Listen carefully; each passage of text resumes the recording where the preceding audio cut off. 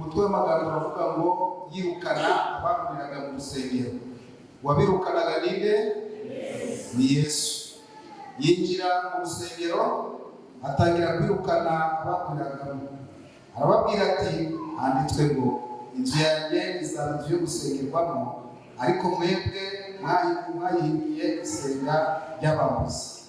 Nuko yigishiriza mu rusengero iminsi yose, ariko abatambyi bakuru n'abanditsi n'abakuru b'ubwo bwoko bashaka kumwica. Icyakora babura uko babikora, kuko abantu bose bari bitaye ku magambo ye. Ijambo ry'Imana. Tugiye kuganira ni imirongo igera muri enye, umurongo wa 45, wa 46, 47 na 48. Haleluya. Icyigisho cyanjye sinzi niba yakibonye Patrick mwashyireho umutwe w'amagambo. Umutwe w'amagambo uravuga ngo gukomera kwa Yesu Kristo. Haleluya. Yesu Kristo arakomeye. Rimwe na rimwe renda mbereye mu isezerano rya kera hari ibintu nshaka ko dusobanukirwaho. Si ubwa mbere uvuga isezerano ko ritandukanye n'igihango cy'isezerano. Yesu rero yavutse duhita twinjira mu isezerano rishya, ariko bavukira mu gihango cy'isezerano rya kera. Niyo mpamvu ahangaha yarari mu rusengero. Haleluya. Reka tubanze turebe mbese urusengero byari bimeze bite mu gihe cya kera. Tubanze turebe ubundi urusengero ni iki. Rimwe na rimwe hari igihe dutekereza ko urusengero ari inzu, kandi ni iki? Kuko inzu tuyita urusengero. Kubera ko ari urusengero niko ariho duhurira twese. Ikiba kituzanye ni ukuramya, guhimbaza no gusenga Imana. Haleluya. Niyo mpamvu tuyita urusengero. Ndetse ni nayo mpamvu iyi nzu tuyiha agaciro, kuko iyo imvura iguye ishobora kutunyagira, izuba iyo rivuye rishobora kutwica. Akamaro k'iyi nzu ni ukugira ngo katurinde imvura n'izuba, kugira ngo bitatwica. Ikindi cya kabiri ni ukugira ngo iyi nzu iturinde kurangara. Rimwe na rimwe dushobora kuba yenda duteranye hano twikuruye, ndanzi hari igiterane ku bisane, ariko imodoka ziri gutambuka, abantu bari kuduhegereza, abantu tukarushaho kurangarira ibiri kugenda hehe. Ariko iyo turimo hano twese tuba dukurikira uhagaze ahantu hagaze, ari abaririmbyi, ari indirimbo. Haleluya. Nanjye mpagaze aha bakurikirana uko bicaye, abari kuri WhatsApp n'abaki bose, njyewe kubera nsa n'uri hejuru, mwese bari kubareba. Ubwo rero urusengero definisiyo yarwo ni inzu cyangwa se urusengero rw'Imana, naho Imana ibiri, aho itura mu ikuzo ryayo ryose n'imbaraga zayo zose ndetse n'ubutware bwayo bwose. Ubundi iyo umuntu bavuga ngo umuntu runaka afite ubutware, biba bisobanuye ni ukuvuga ngo ni wa muntu ushobora kuvuga ijambo, kandi ijambo avuze ntabe yahinduka kuri ryo, akarihagararaho. Ubwo ni bwo butware. Yesu rero nawe agera ahangaha yari afite ubutware. Ubutware yari afite niko yari asobanukiwe urusengero rw'Imana icyo ari cyo, n'icyo urusengero rw'Imana rugomba gukorerwamo. Mu isezerano rya kera, ukubaho kw'Imana kwabaga mu isanduku y'isezerano. Iriya sanduku mu gihe cya Mose bari mu butayu, Mose we yari yarubatse ihema, kuko tubona ko Imana bakimara kuva mu Egiputa bambutse inyanja itukura, bageze ku musozi Sinayi, Imana yahamagaye Mose arazamuka, Imana imuha amategeko 10. Ayo mategeko tugereranya n'icyo twita ubu ngubu ngo ni constitution. Haleluya. Ubusanzwe Imana yahaye Mose amategeko 613 yagombaga kuyobora Abayisiraheli, ariko akuriye muri constitution y'amategeko angahe? 10. Ndetse urenze amategeko ya mbere yerekezaga ku Mana. Kubera Imana yari irimo ibabwira iyisobanura iyo ariyo, kwitandukanye n'Imana babonaga mu Egiputa, igihugu bagize ute bavuyemo, kuko bo baraterekeraga, basengaga ibigirwamana kandi bagasenga ibigirwamana bo bibari. Tekereza kubumba ikintu ni wowe ugikoze cyarangiza kigahinduka Imana yawe, ngo nicyo kiraguha urubyaro, nicyo kiraguha kweza, nicyo kiraguha uburumbuke, nicyo kiraguha umugisha, kandi ari wowe wakubuze. Imana rero yo itangira kubabwira ko ari Imana iriho. Irababwira noneho imaze kuba hari amategeko, noneho Mose yubaka ihema, arangije kubaka ihema ashyiramo ariya mategeko angahe? Ariya mategeko 10. Ibi rero hari gusobanura, byasobanuraga ko nubwo Abayisiraheli bari mu butayu, bari mu rugendo rugana i Kanani, ariko urwo rugendo Imana iri kumwe nabo. Haleluya. Bakristo bene data, natwe turi mu rugendo rugana mu ijuru. Kanani yacu irihe? Ese turi twenyine? Bwira mugenzi wawe Imana iri kumwe nawe. Ntabwo Imana yadusize, ahubwo Imana iri kumwe nawe. Noneho tubona ko Abayisiraheli bamaze kugira ubwami. Umwami Salomo yubatse urusengero i Yerusalemu. Noneho ya sanduku yari irimo amategeko, byabisate 2 by'amategeko, noneho bijya mu rusengero mu cyumba cyitwaga ngo ahera cyane. Ni ukuvuga ngo hari ahera aho abatambyi babaga bari bategura utegurwa kujya gutambira igitambo yinjira ahera cyane. Noneho aho hera cyane n'ahera hari hatandukanyijwe n'iki? Ntabwo ari urukuta, ahubwo Bibiliya ivuga ko yari rido, umwenda. Nibyo byari bibata. Cyari kizira kwinjira hera cyane utariyeza, utarasenga, kubanza wisuzuma ngo urebe uko ugize ute, urebe uko uhagaze.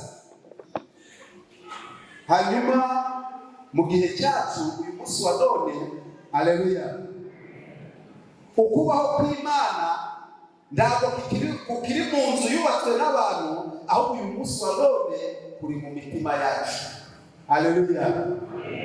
Pawulo yabivuze neza mu Bakorinto ba mbere igice 6 wa 19, aho yavuze se ntabwo muzi yuko imibiri yanyu ari insengero zande, ari insengero z'Uwiteka. Haleluya. Uyu munsi wa none rero imibiri yacu niyo nsengero zande, niyo nsengero z'Uwiteka.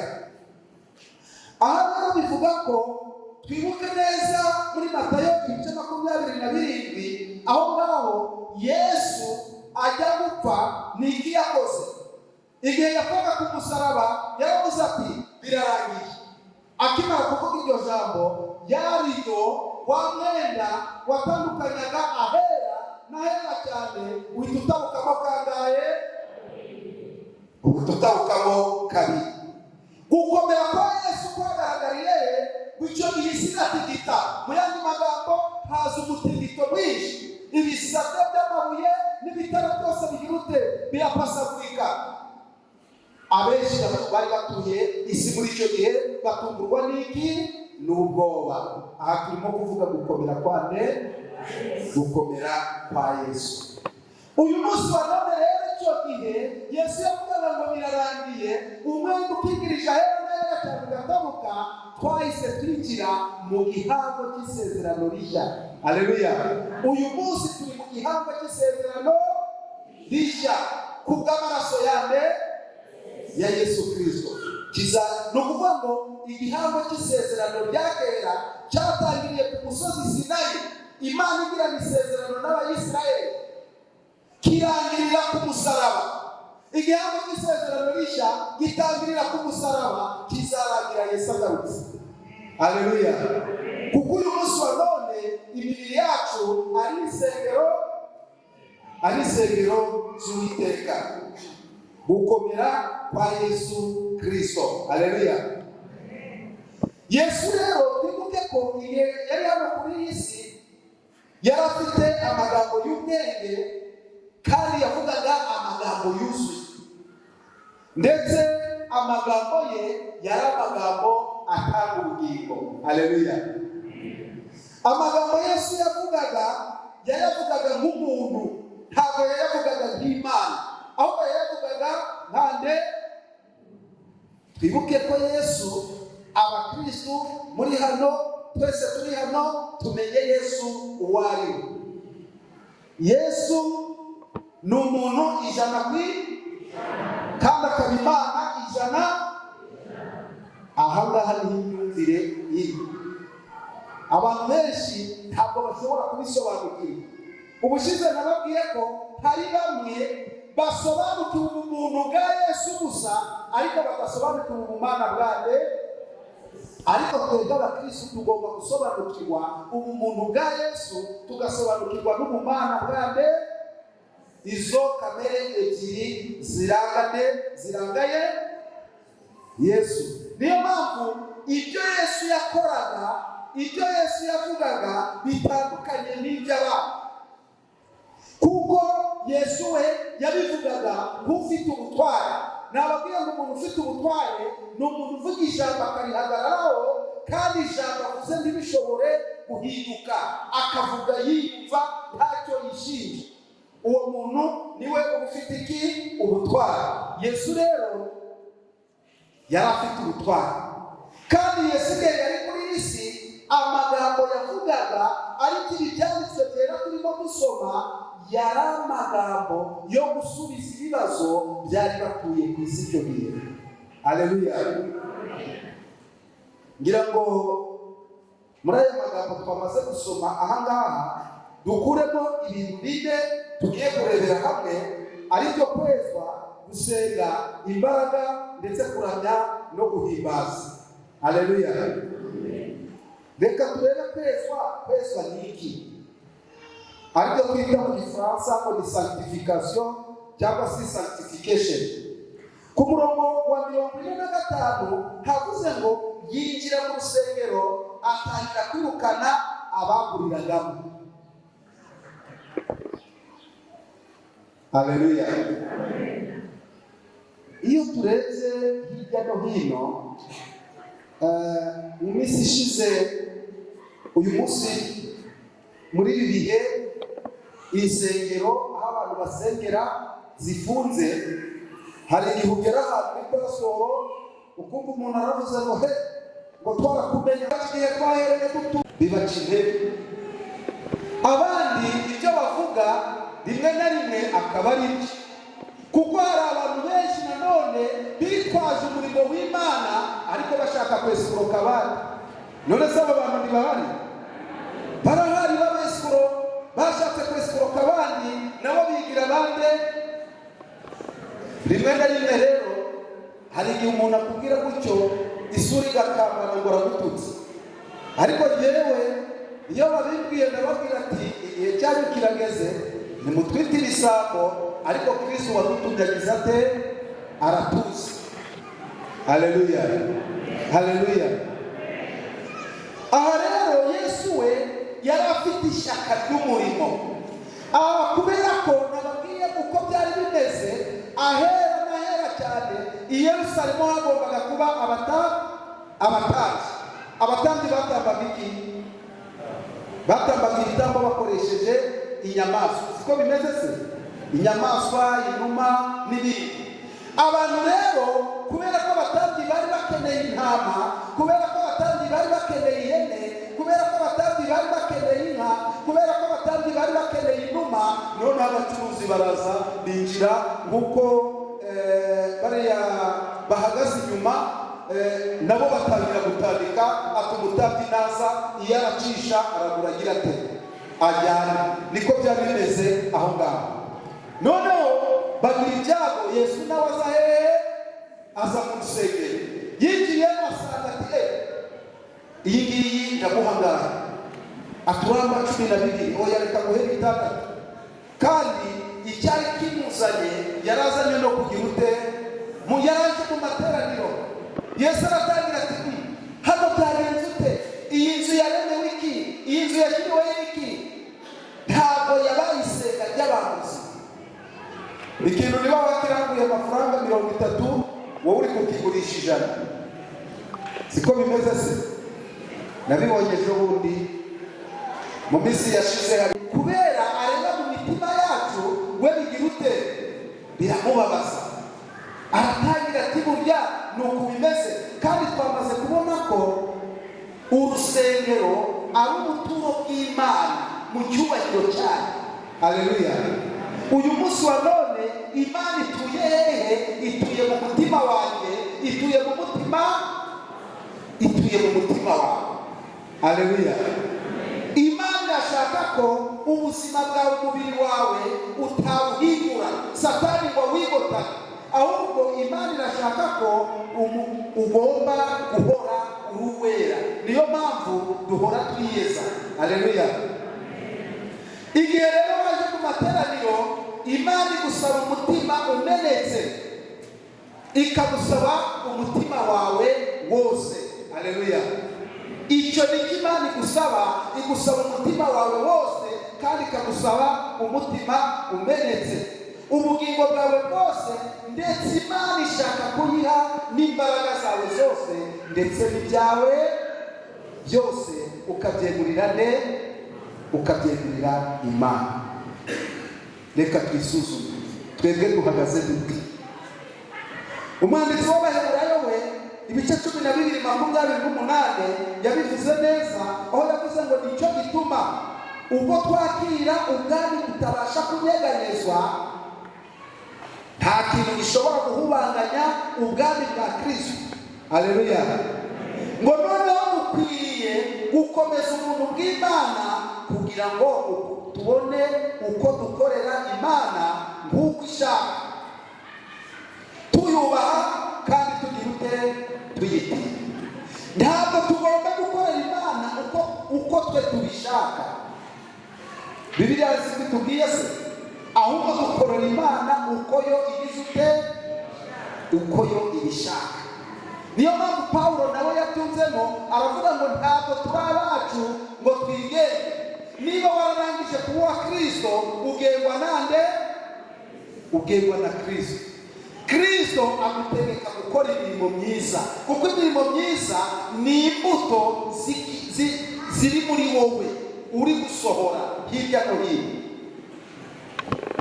Imana ntabwo ishaka ko tuyiha igice, ahubwo Imana irashaka ko tuyiha ibyuzuye. Haleluya.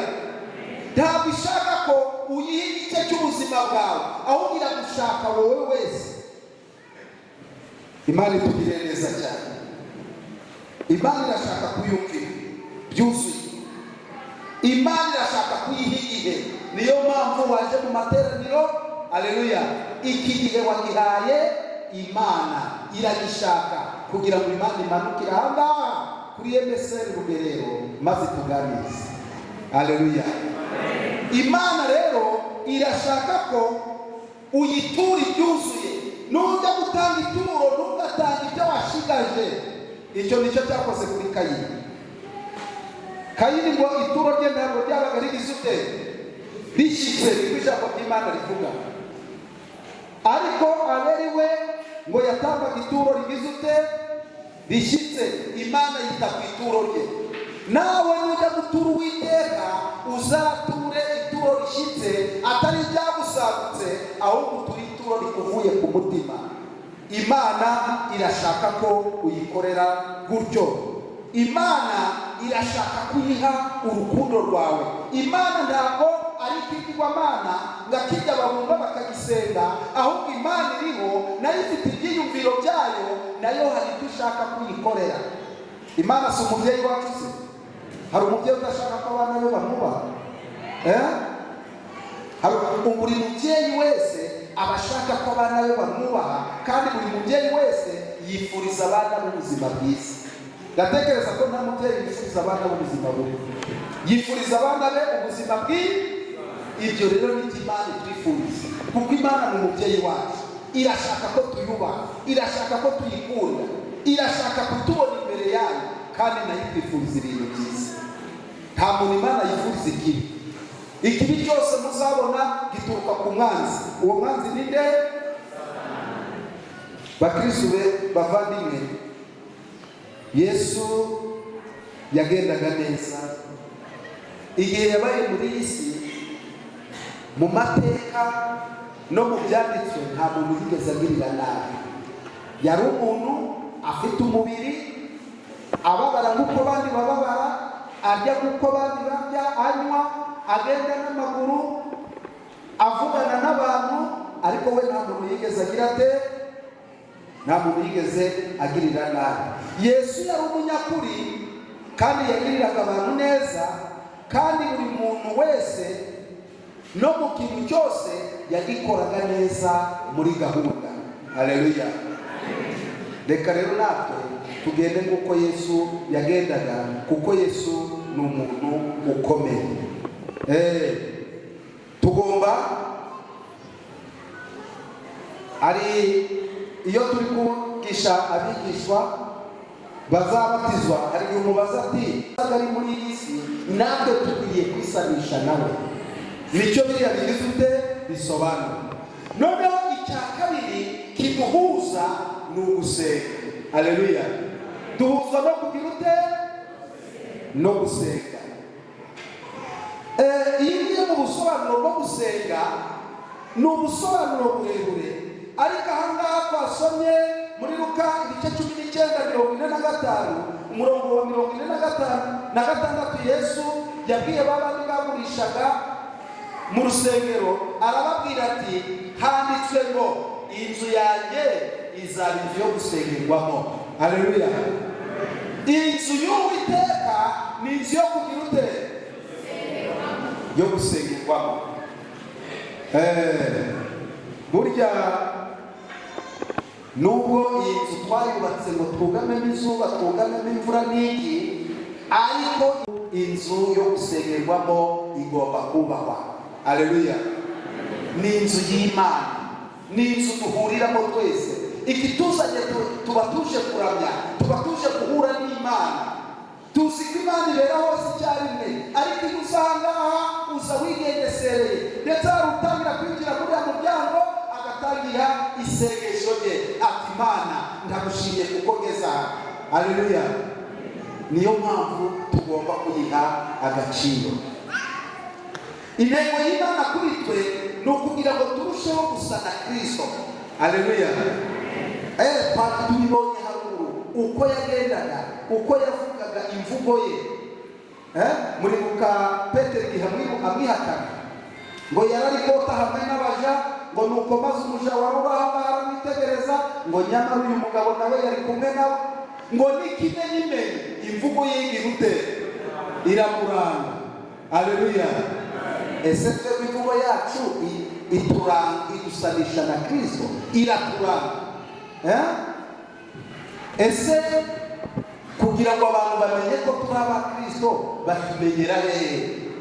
Biravuga ngo tuzabamenyera ku mbuto zabo. Aho ngaho imbuto zacu ziri hehe? Ni hariya dutuye.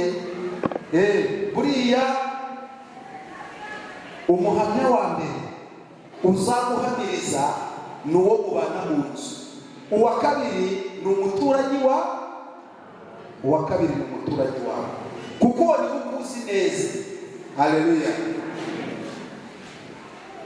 Ni ukuvuga ngo rero nta kandi kamenyero wafata gahindura ubuzima bwawe uretse gusenga. Gusenga nibyo bihindura ubuzima bwawe, kuko gusenga nibyo bigira aho bikuvana bikagira aho bikigurute, ni ukuvuga ngo kuko iyo usenga ugutekereza buri munsi cyane, kandi ugatekereza ku Mana wowe n'umutima wawe.